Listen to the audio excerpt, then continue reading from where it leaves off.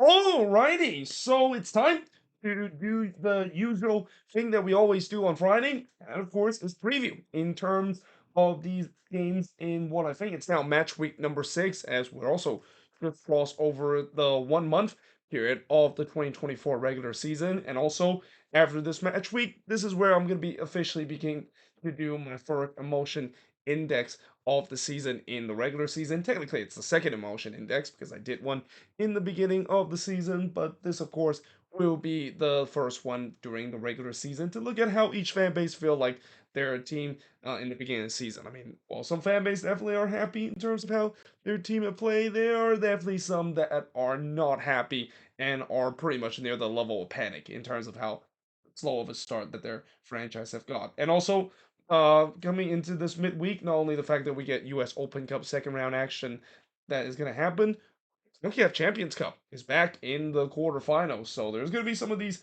MLS teams that it will be interesting to see whether or not they're going to be resting some of their players, especially with some of these teams that are facing against some big Liga MX team in these quarterfinal first leg matchup, and they're going to be playing at home in terms of these first leg matchup.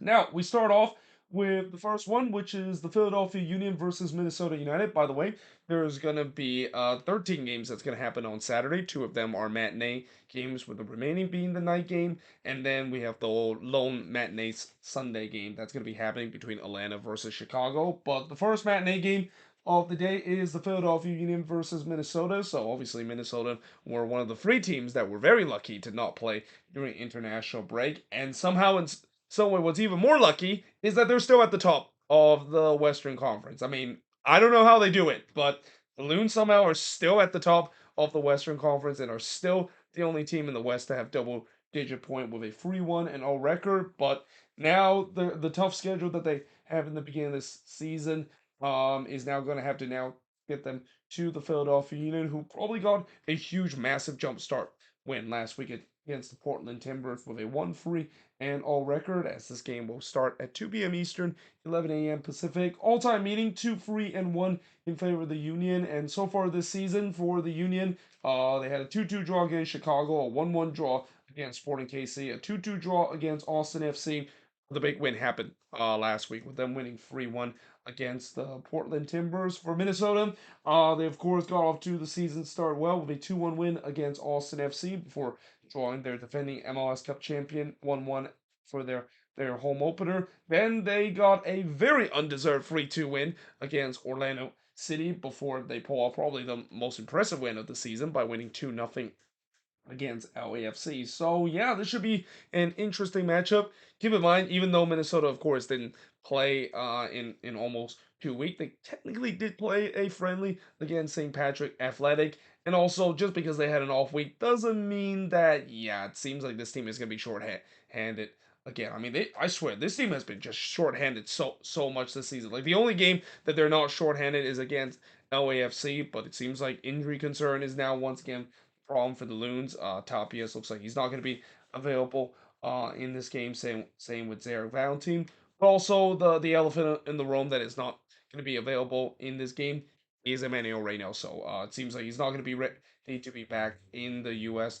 As he is working on his green card, and his return is definitely to be determined. So yeah, insert all the Reynoso kind of memes about Reynoso not committing on the team, even though technically, he of course is trying to get a green card, and that's supposed to benefit a team to not use to free up an international spot, and also not to mention, getting a green card is definitely a thing that takes a long time. I mean, just look at how long it took for Olonwani to get his green card, and how he has to miss a significant time because of the fact that it took him so long to get it. And I'm hoping it's not going to be the same case for Reno. So basically, just blame the government because of that. Now moving on in the next match, we got the Colorado Rapids versus LAFC. So the Rapids, yeah, they definitely want to bounce back after they feel like they got robbed last week by the referee, and they're probably the most relieved. Well, they're at least one of the few team, and well, I shouldn't say few team, but one of many teams that are relieved the fact that the replacement referees are gone and the real referees are back. But unfortunately, they do face against an LAFC team that, like I mentioned, after they put a 5 spot on Nashville, Yeah, it seems like their attack is definitely back. They have a 2-1-2 record. This is the second matinee game, 4 p.m. Eastern, 1 p.m. Pacific, and in terms of the all-time meeting, 6-1-3 in favor of LAFC so far this season. For Colorado, like I said, they haven't really been playing badly, the Rapids. I mean, besides that one blown out loss that they had against the Timbers, where they lost 4-1 and found themselves 4-0 down on opening day, they haven't really looked that bad in the last 4 games. I mean, they got a 1-1 draw against Nashville, got a very surprising 2-1 win on the road against RSL in the Rocky Mountain Cup, which is kind of like once in a blue moon kind of thing that the Rapids can pull off. Then they got a 1-1 draw against Seattle, and then of course the last game you could argue they got absolutely robbed. At least 2 points in that game against the Houston Dynamo because the goal that the Dynamo scored probably should have now counted if the replacement referee realized that there probably should have been a foul on the other end on the development of the attack. Now for LAFC, they got off to a good start by winning 2-1 against Seattle, but this is when the offense basically struggled. They lost 3-0 to RSL in that Snow Classico. Then they drew 0-0 to Sporting KC, lost 2-0 on the road against Minnesota, but they put up a 5 spot against Nashville SC. And like I said, it seems like this LAFC team is on their way back. I mean, we saw last season when they put a 5 spot against Minnesota after they gone through a bit of a goal scoring drought. This team definitely looked like they were back. So yeah, we'll see whether or not if that is the case, especially against this Rapids team that has really played very well defensively. Again, if you don't look at just that 4 goals that they shipped in the first game of the season and really the first half of the first game of the season, this team has been very good defensively under Chris Armas. Now, moving on, we got Charlotte versus FC Cincinnati, and of course, this is going to be the first of 5 games that's going to start at 7:30 p.m. Eastern, 4:30 p.m. Pacific. So, for Charlotte, 2-1-2, while Cincinnati is 3-2-0. All-time meeting, 2-1-1 in favor of Cincinnati. So far this season for Charlotte, they got a 1-0 home opener win against NYCFC before getting a 1-1 draw against Vancouver. Then they lost 1-0 to Toronto before losing 2-1 to Nashville, but they beat the defending champion in the last game, albeit the defending champion was basically limping near the end because of all the players that they lost due to injuries and also a red card that of course happened, but they still won that one. 2-0 against the defending MLS Cup champion. For Cincinnati, they got a 0-0 draw against Toronto, a 2-1 road win against Chicago. Then they won 0-0 or they drew 0-0 to DC United, won 2-1 on the road against New England, and then they won 1-0 against NYCFC. So obviously, it feels like this season is kind of similar to what we saw last season for Cincinnati. This team is still winning games, but they haven't been winning very really. In fact, it's been a real struggle on the attacking end. But hey, I mean, they're still getting result, and that's what it matters. And not to mention, the last 2 times they've been on the road, both of the time they were able to get a 2-1 road win. So we'll see whether or not if they can do so against a Charlotte team that, they haven't been playing the prettiest soccer in the world under Dean Smith, but that's kind of by design because, their attack obviously is not that good, but their defense has been really solid, which is kind of a complete opposite of what we saw last season under Christian Latanzio when that defense was pretty bad at times for Charlotte.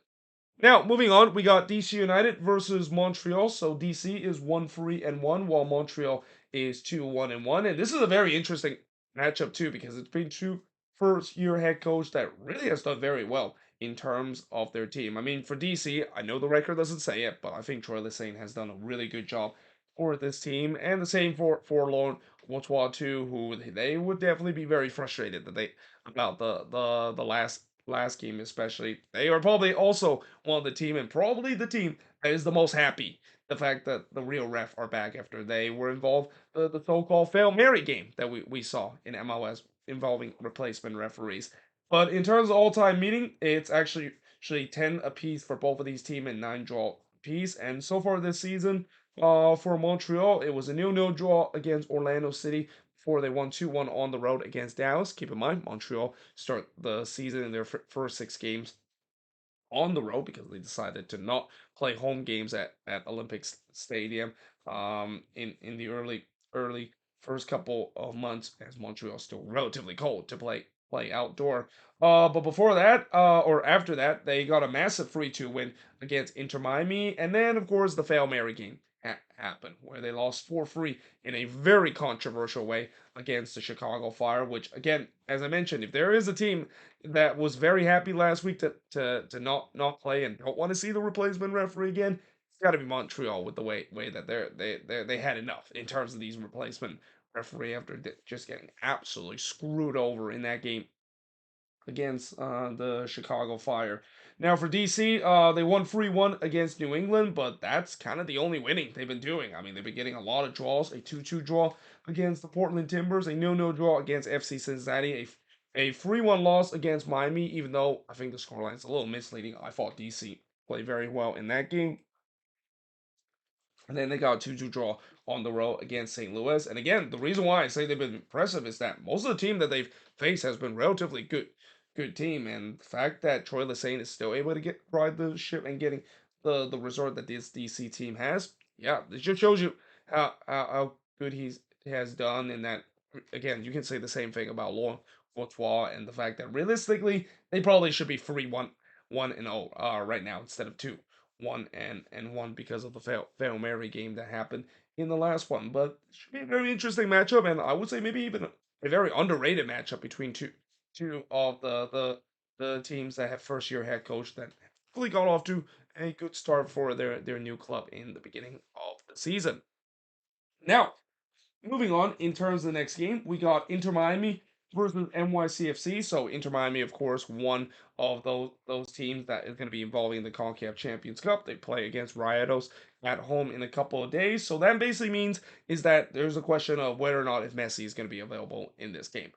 If I was Tata Martino, I wouldn't play him, especially with the way that you want to preserve him, and especially, of course, there's even more bad news about Miami. The fact that it seems like Redondo, the guy that they bought to replace Farias, who was out for a long-term injury. Well, yeah, his replacement now is injured again. He's gonna be out at least for a couple of weeks, and that, yeah, that's going to be a huge hole to have to deal with because Fort Redondo has definitely played well so far in his early days with Inter Miami, but they're not going to have him for this game and at least for those two-legged affair against Rayados. But in this game, they're going to be playing against NYCFC. They finally got their first win of the season with a 1-0 and 4 record. Well, actually, they got their first win a couple of weeks. They did lose in the last game to drop to 1-0-4. But in terms of all-time meeting, yeah, it's been pretty dominant for NYCFC over Inter Miami. They definitely have Inter Miami number 8-1-1 is the all-time meeting between both of these teams. And so far this season, for Miami, they got a 1-1 draw against the Galaxy before winning 5-0 against Orlando City. That arguably is their best result of the season. Oh, by the way, I forgot to mention they won 2-0 against RSL on opening days. Almost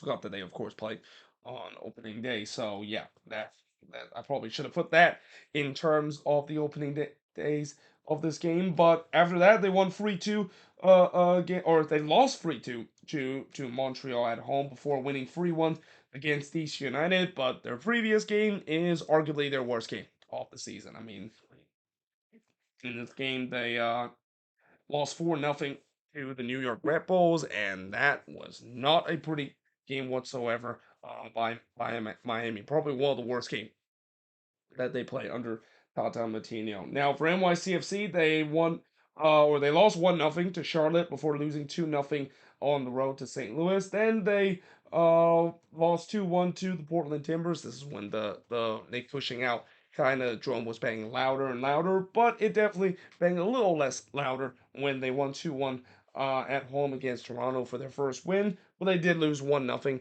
FC Cincinnati, and mind you, that was a very short-handed NYCFC team. So, yeah, it will be interesting to see how this matchup is going to be. I mean, you would assume NYCFC would potentially win this one because they have the number over Inter Miami, but this is definitely a different Inter Miami team compared to all the time that NYCFC face against them, and that again, it'll be very interesting to see whether or not if Tata Martino will rest his guys. If I was him, I would absolutely rest his guys, mainly because again, I feel like if they are gonna take all these competitions seriously, especially the CONCACAF Champions Cup, and when you have to face against Rayados in that first leg at home, which could be a determining factor in this two-legged affair, they would absolutely maybe rest their squad and solely focus on that game. But we'll see how Tata Martino will play.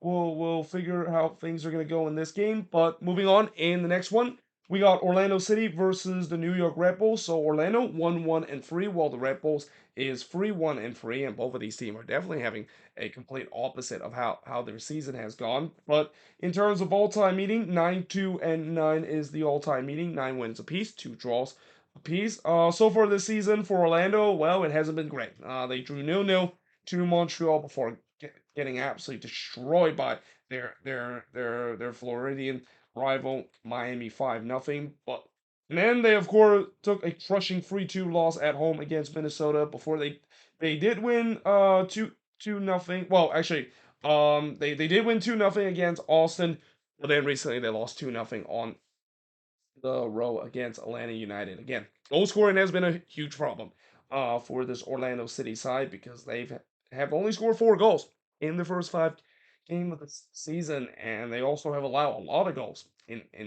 in terms of their first 5 of the season to be exact. I think 10 goals that they have allowed in the first 5 games of the season. Now, for the New York Red Bulls, they got a 0-0 draw against Nashville before going on the road, winning 2-1 against Houston. They did win 2-1 against FC Dallas, and then had probably their worst performance against the defending champion of the season, 3-0 on the road. But then they follow up by having the best performance of the season by winning 4-0 to Inter Miami. So yeah, this is going to be interesting. I mean, you would assume the Red Bulls would be heavy favorites coming into this game because they have the momentum. But again, after that big win against Inter Miami, I mentioned many times before, that could either set as a good momentum booster, and it could be a huge letdown. Especially, the Red Bulls can't overlook Orlando City. Orlando still has some good talented player in their roster. It's about figuring things out, and especially that attack that has been so anemic in the past couple of games. If only they can, of course, figure things out, just like what we saw in the game against Minnesota, and all of a sudden, the Red Bulls could be in trouble if they underestimate Orlando in this game. Now, moving on, we got Toronto versus Sporting KC. So, talk about a game that also featured 2 teams that are kind of on an opposite start of the season. I mean, for Toronto, it's been a dream start this season under John Herman. For Sporting KC, not so much under Peter Vermees. Toronto 3-1-1, while Sporting KC is 1-3-1. And in terms of the all-time meetings, so yeah, Sporting KC had pretty much dominated this all-time meeting, 14-8-4 in favor of them. But so far this season for Toronto, it was a 0-0 draw on the road against Cincinnati before a 1-0 road win against New England. Then they won 1-0 against Charlotte FC, but then they had a bit of a reality check in the game against NYCFC, losing 2-1 in that one. And then they also they won 2-0 in that game against Atlanta United. And I know it was against a shorthanded Atlanta team, but Toronto wouldn't care. I mean, again, when you, of course, are playing against a shorthanded team, you'll take it because you can only face what's in front of you. And TFC took full advantage of that. Now, for Sporting KC, they got a 1-1 draw on the road in the first game of the season before doing the same thing at home against the Philadelphia Union. Then they got a 0-0 draw against LAFC, but they did get their first win against the Quakes by winning 2-1, so they didn't have to wait 10 games for that. But in the last game, that's when they had probably their worst moment of the season. Blowing a 2-0 lead against the Galaxy and losing 3-2 in that one. That has really put a lot of question mark in terms of how, once again, they're off to a bit of a slow start this season, just like last year. So, yeah, we'll see whether or not if they can recover from that. I mean, again, when you look at the all-time meeting, you would assume Sporting KC should be the favorite because they just have Toronto number in terms of the all-time meeting. But this is the Toronto team that, again, even though I know the quality is definitely not there, and also the bad news for Toronto is that Lorenzo Insigne is going to be at least out for a couple of weeks because of injury. Whatever John Herman is doing and whatever motivation that he's getting in terms of getting the best out of this team, my goodness, he has got the best out of the team and then some in terms of how good of a start that they'll have. If they can get another win in that one, I mean, I know it's still early in the season, but if you can get off to a 4-1-1 start, not a lot of teams miss the playoffs after they get off to a 4-1-1 start, and that's quite insane to say. Like if you told TFC fans at the beginning of the season this team would make it to the playoffs, um, consider they were in a deep rebuild and are on a cleanup mess heading into the season, every TFC fans will call you crazy. But that's the reality. I mean, TFC, what a start this team has had. Probably off to one of the biggest surprising start we've ever seen. In not just this season, maybe in league history, because everybody kind of wrote them off.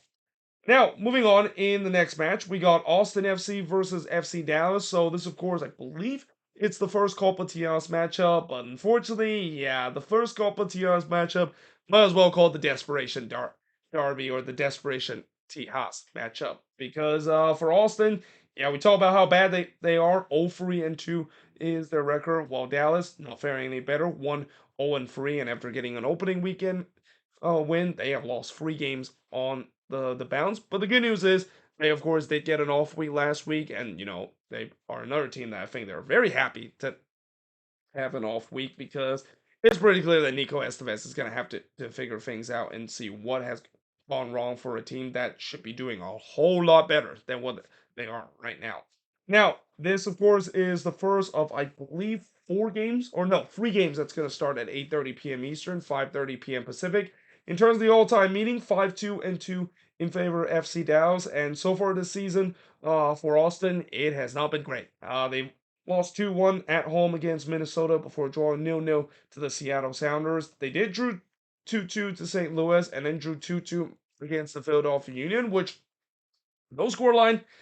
There's definitely something that doesn't tell you the fact that Austin, those 2 goals that they've scored in both of those games come in quick succession, and other than that, they pretty much did nothing on the attacking end, and that kind of shown in the game against Orlando City too, losing 2-0 in that one and getting absolutely dominated in that game by a struggling Orlando City side.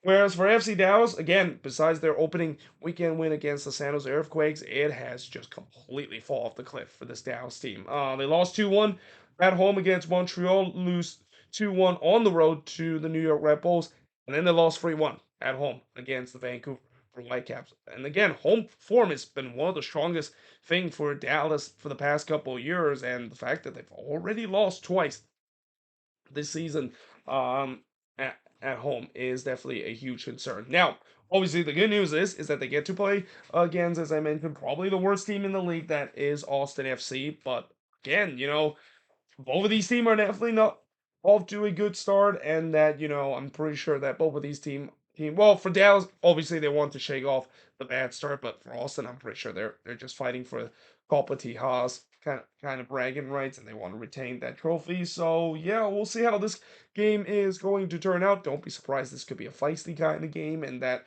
also maybe a game where mistake could happen, and there could be a lot of sloppy play because again, both of these teams are not off to a great start. And while it was kind of expected with Austin FC, I definitely did not expect it with FC Dallas of how bad of a start that they have, especially with the roster that they have coming into this season, where I thought it was looking very complete to really compete in the league. With that being said, I am now going to switch boards and look at the last 6 games to finish off match week number 7 in terms of previewing all these games from match week number, well, actually, did I say 7? I meant match week number 6.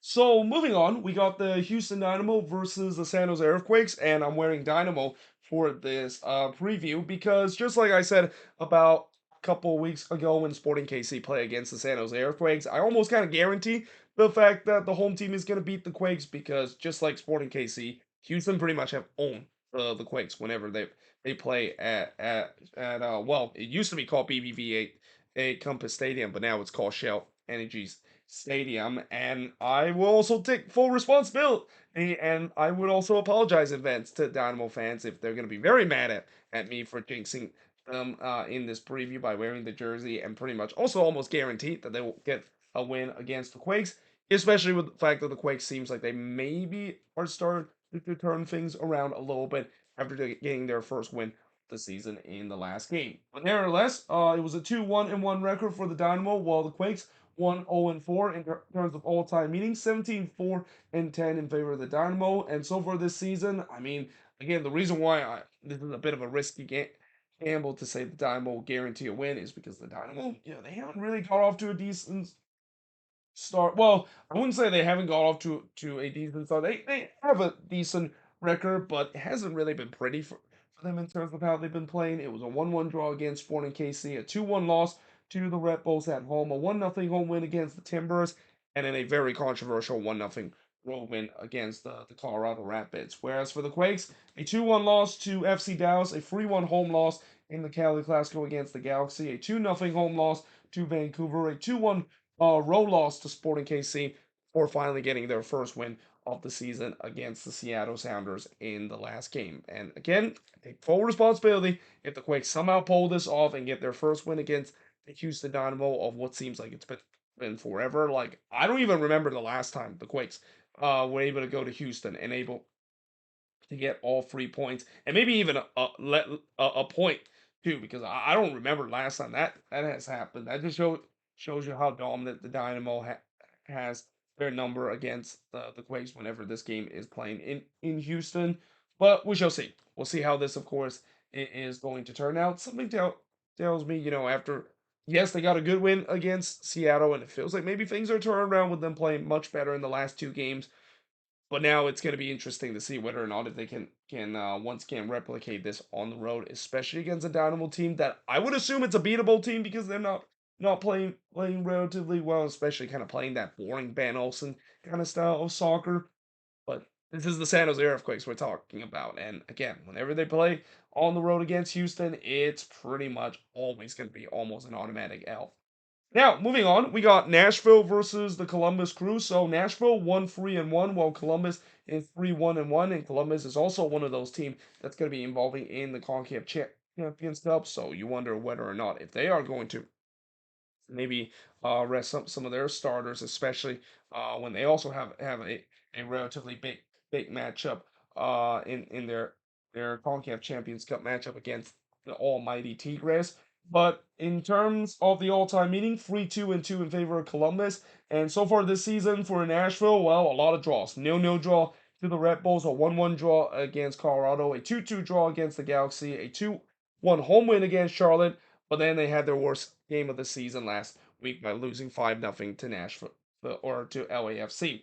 For Columbus, they won 1-0 against Atlanta, drew 1-1 against Minnesota, won 2-1 at home against Chicago, won 3-0 against the New York Red Bulls, but in the last game they were pretty much completely depleted by the end of the game and lost 2-0 against Charlotte FC. So again, just like what I said about Inter Miami and with Tata Martino, we'll see whether or not if Wilfred Nancy maybe rests some of his guys, knowing they have a really big matchup against Tigres in a couple of days. But also for Nashville, I told about before when Orlando thumped 5-0 against Inter Miami and see how their response is in the very next game. And that's going to be the same case for Nashville. It's going to be interesting to see how it's going to respond. And again, as I said about Nashville, as bad as that loss is, remember, it's only one game. It only counts as one game. It's important to see how they, of course, will respond, especially when they're playing at home, which, they have definitely played well at home, at least in these last two seasons. So, yeah, it should be interesting, especially if they do face, again, a bit of a shorthanded Columbus team heading into this match. Now, moving on, we got RSL versus St. Louis City. So RSL got a pretty surprising win last week against Vancouver on the road, a team that I thought they were heading in the wrong direction, but somehow pull off a big win and got their record to 2-1-2. While St. Louis, they also another team that have pretty much been the draw kings of MLS, 1-4-0 in terms of their record. They've drawn 4 out of their first 5 matchup. 9:30 p.m. Eastern, 6:30 p.m. Pacific is the start of this game. This is the only game that kicks off around that time. And in terms of the all-time meeting, well, it's perfectly balanced. 1 win, 1 draw, and 1 losses for this all-time meeting. So far this season, for RSL, they lost 2-0 in the first game of the season against Inter Miami before they drew 1-1 to St. Louis. And they won 3-0 against LAFC in that Snow Clasico. Then they lost 2-1 at home against Colorado, but then they surprisingly won 2-1 on the road against the Vancouver Whitecaps. By the way, I think this is also the first matchup where we actually have a repeat of a matchup, which means that we already saw this matchup early in the season. So it's kind of interesting to see we're already seeing a matchup that was played early in the season and they're pretty much going to be done with each other for the rest of the season after this game. But for St. Louis, they of course got a 1-1 draw against RSL before winning 2-0 to NYCFC. Then they drew 2-2 in the game against Austin FC before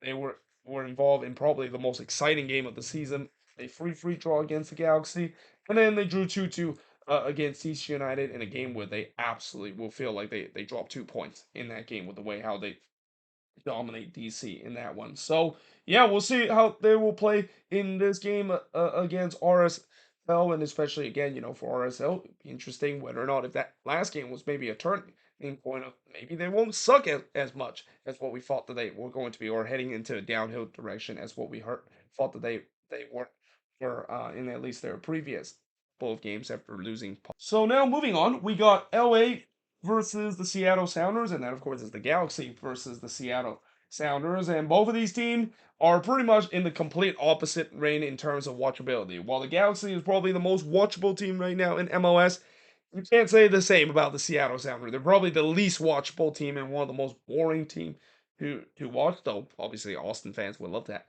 like to have a word with that. But in terms of the record, 2-3-0 is the record for the Galaxy, while Seattle, one of three remaining teams, still searching for their first win with an 0-2-2 record.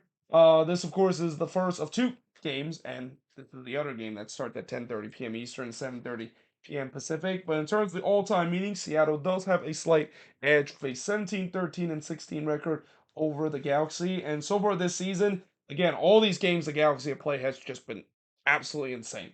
A 1-1 draw against Inter Miami, a 3-1 Cali Clasico road win against the Quakes, a 2-2 draw against Nashville where they came back from down 2-0. I already mentioned the thrilling free draw against St. Louis, and then a 3-2 road win against Sporting KC after they found themselves 2-0 down and somehow able to score 3 goals in 8 minutes to completely turn that game around. Whereas for the Seattle Sounders, they lost 2-1 on the road against LAFC before drawing 0-0 against Austin. Then they drew 1-1 against the Colorado Rapids before losing 3-2 against the San Jose Earthquakes in the last game. So again, when you have a team that is very exciting to watch against a team that is very not exciting and very boring to watch, you would assume maybe the team that is very exciting to watch is probably going to win this game pretty big. But we shall see. I mean, the Seattle Sounders is a team that is not known to get blown out. In fact, I don't remember the last time the Sounders just getting absolutely play off the park. And while Brian Spitzer is definitely dealing with a ton of injuries right now, I would assure you that this game is not going to be a blown out. And also knowing the fact that the Galaxy, also the reason why they've been so watchable isn't just because of the attack being so good, but also their defense at times has kind of make things interesting. So yeah, don't be surprised this could be a high scoring affair because that's kind of how the Galaxy game has worked in the last couple of games. I mean, just look at these last 3 games. I mean, there's at least 4 goals that's been featured in these last four games. So if you want to watch a game that's very entertaining and maybe see another MLS After Dark kind of moment, do not be surprised that this might be the game to do so. Now, moving on, in the next match is the Vancouver Whitecaps versus the Portland Timbers. So this, of course, is the forgotten Cascadia derby. Anytime when Vancouver played the other Cascadia team, I always want to mention that. But in terms of the record, 2-1-1 for the Whitecaps, while the Timbers 2-1-2. And really, after a hot start for the Portland Timbers, they lost back-to-back games in the last 2 games. But in terms of the all-time record, 17-8-11 in favor of the Portland Timbers. So far this season for Vancouver, it was a 1-1 draw against Charlotte, a 2-0 road win against the Quakes, a 3-1 road win against FC Dallas, and when we thought that, they are a very sneakily good team and a team that I think are probably the most underrated team in the league. And then they followed that by losing 2-1 against RSL. So yeah, so much about them being underrated when they did not play well in the last game. Now for the Timbers, they won 4-1 against the Colorado Rapids before drawing 2-2 against DC before going on the road to win 2-1 against NYCFC. And again, this was part of them. They were going to be world beaters in the beginning of the season. Didn't happen though because the last 2 games have been a bit of a setback. 1-0 road loss to Houston before losing 3-1 at home against a very short-handed Philadelphia Union team. So there's no doubt that the Timbers would love to have a bounce back, especially with the way that now that they have their main guy, Jonathan Capacita Rodriguez, implemented, and especially scoring on his debut. That will really help his confidence. We'll see how he's going to do against a Whitecaps team that Vanni Sartini is going to be wants to have a bounce back after arguably playing their worst game of the season in the last game against RSL, especially in that second half as well. Now moving on into the last game, we got Atlanta versus the Chicago Fire. So this is the only game that's going to be on the big Fox network or on the Fox Network X. This is the game that starts at 3:30 p.m. Eastern, 12:30 p.m. Pacific, and also did I mention this is also the only Sunday game that's going to be happening this week. I'll get used to that because we're going to see a lot of that as we head into the month of April. Atlanta 2-0-2, while Chicago is 1-2-2. All-time meetings 7-2-5 in favor of Atlanta. And in terms of how Atlanta's season has been so far, well, they didn't get off to a good start. They lost 1-0 on the road against Columbus. But then this is when Atlanta started to look like Atlanta United. They won 4-1 against New England, won 2-0 against Orlando City, and then the last game you can pretty much put off a write-off because they were very short-handed in that game against Toronto due to all the players they lost due to international duty, and unsurprisingly, they lost 2-0 in that game against Toronto. Whereas for the Fire, yeah, it's been a very eventful kind of season in a good way and a bad way. They drew 2-2 in that game against the Union, despite the fact that they had to lead twice in that one. They lost 2-1 in that at home in their home opener against FC Cincinnati, despite they had a lead at one point. Then they lost 2-1 on the road against Columbus, despite the fact that they got themselves the equalizer late in the game, only to give up a very late winner in that one. In fact, it was so late; it was actually the latest winner in MLS history. And then they were involved in the Fail Mary game, although they were on at least the good end of the Fail Mary game by winning 4-3 against Montreal. And then they probably had their most uneventful game by drawing 1-1 against the New England Revolution. So yeah, we'll see how this game is going to turn on. I mean, being a Chicago Fire fans, I've already mentioned how it is really hard, and at times it could be a roller coaster experience. It feels like that's kind of the case throughout the season. So you don't know what kind of kind of wheel that the Chicago Fire might roll in terms of them playing on the road. I mean, I know I'm saying the wheel of pain, but it is a road game for the Chicago Fire, and they even if they play well, they're gonna do some dumb ways to probably lose the game, and especially against Atlanta team that I'm assuming they're gonna be getting most of their starters back because of international duty, and knowing how good they have been so far, and really not just good but untouchable this season so far at home. Yeah, this could be an ugly game for the Chicago Fire if they don't show up in this one, or at least maybe making boneheaded play on the road as they pretty much has been doing for the past decades or so.